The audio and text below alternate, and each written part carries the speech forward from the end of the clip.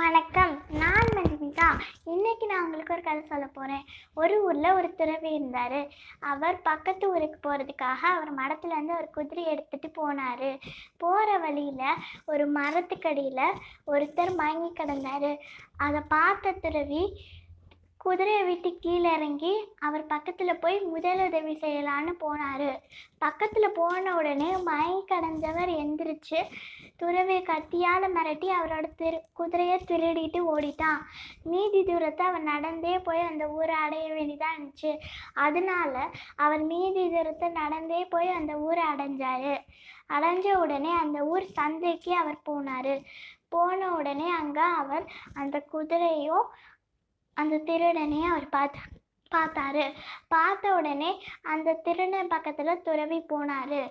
துறவி வரதை பார்த்த திருடன் பயந்தான். ஏன்னா துறவி எல்லாருக்கிட்டையும் சொல்லிடுவாரோன்னு பயந்தான். ஆனால் துறவி பக்கத்தில் போய் இனிமேல் இப்படியெல்லாம் செய்யாத, நீ கேட்டிருந்தீன்னா நானே என் குதிரையை உனக்கு கொடுத்துருப்பேன்.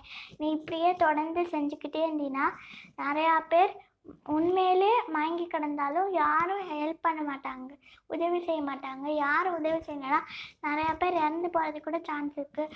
உன்னால் நிறையா பேர் இறந்து போவாங்க. இனிமேல் இப்படி பண்ணாதேன்னு துறவி சொன்னார்.